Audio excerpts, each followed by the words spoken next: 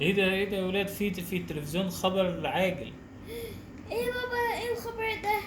بيقولك ان في اسود ونمور هربوا من جنينة بابا الحيوانات. احنا بخاف من الأسود والنمور. لا ما تخافش، احنا طالما جوه البيت امان. بس هو بيقول لك الهروب جنينة الحيوانات قريبة مننا، معناه كده ان الاسد والنمر ممكن يكونوا قريبين مننا. يا نهار، احنا لازم كده هنعمل ايه؟ احنا نقعد في البيت. هما الخبر بيقول ان محدش يخرج من البيت الا لما يطمن ان مفيش اسد ونمر في الشوارع. استنوا لحد ما حدش يخرج من البيت لحد لما يقول ان هما مسكوه، عشان خاطر ماشي.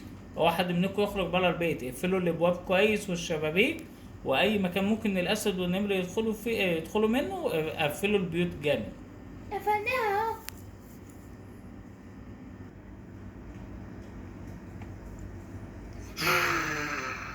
ايه ده صوت النمر قريب مننا. ايه ده يا بابا، انا خايفة قوي. لا ما تخافيش، كويس ان احنا دخلنا الكلب كمان.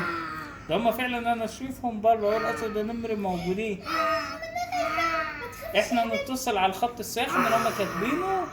اول ما نشوف الاسد والنمر نتصل عليهم عشان نقولهم على المكان عشان يلحقوه. لازم نروح دلوقتي. يلا يا بابا اتصل بسرعة. انا هتصل دلوقتي على البوليس يجي يمسكه. بس. دلوقتي انا بكلمه. الو البوليس. انا دلوقتي احنا عندنا لقينا الاسد والنمر جايين قصاد بيتنا، احنا قاعدين جوه الحقونا عشان احنا خايفين نخرج. احنا هنجيلكوا حالا. عنوانك ايه؟ احنا قريبين منكم ورا جنينة الحيوانات على طول. تمام، هجيلك على طول. طيب انا مستنيك وشكرا. عفوا. طيب.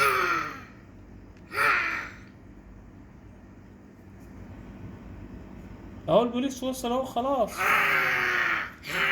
هو الراجل هيضربه دلوقتي. ده الراجل طلع فوق على بيت البوليس ومعاه البندقية علشان يضربه هو. جه منين ده؟ هيعمل ايه يا بابا؟ هو دلوقتي هيضربه بالبندقية فيها مخدر زي منوم كده ينيمه، علشان ايه؟ يعرفوا ينقلوه ويودوه جنينة الحيوانات تاني، لانه ما ينفعش يموته. هو برضه روح، فاحنا هيدوله منوم وبعدين ينيموه ويودوه لجنينة الحيوانات. ده لما موت على العربية بتاعتنا وهم قعدوا في الأرض. مين؟ الأسود والنمر. الاسود منهم؟ لا ده هم بيحاولوا يضربوا عربية الشرطة، يحاولوا يهجموا عليهم. اه الراجل هو بيحاول يضربه بالبندقية ينشل عليه. دلوقتي انتوا خدوا بالكم، خليكم انتوا جوه، واحد يطلع. وكويس ان احنا دخلنا البتاع. خليكم انتوا جوه، هو كويس ان احنا دخلنا الكلب بتاعنا جوه للاسود تاكله.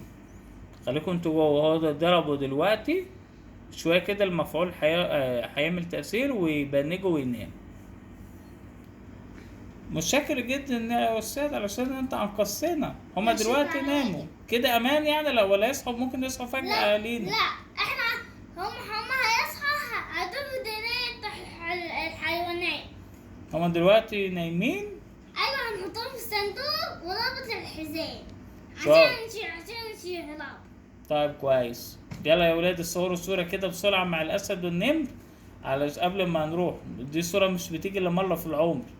ايوه بابا، انا استوعبت. ناخد صورة كده سيلفي مع الأسد والنمر للذكر. والبطيخ. بطيخ.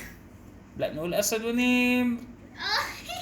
ايوه، اسد ونمر. عندنا اسد ونمر. أيوة عشان نوريها لأصحابنا، محدش هيعرف يتصور مع أسد ونمر تاني. بس كده. كده الحمد لله البوليس جه ونيمهم وهيودوهم جنينة الحيوانات اللي ورانا. احنا ورا جنينة الحيوانات كده كويس اوي. الحمد لله ان احنا كنا قاعدين في البيت جوه البيت في الوقت ده.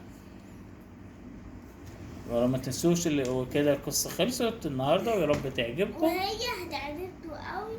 وما تنسوش الاشتراك ولايك وشير وشوفوا فيديوهاتنا القديمة فيها قصص جديدة وحاجات حلوة والعاب جديدة. قوي قوي قوي قوي قوي قوي قوي. يلا باي. باي، توحشوني قوي يا اصحابي. باي.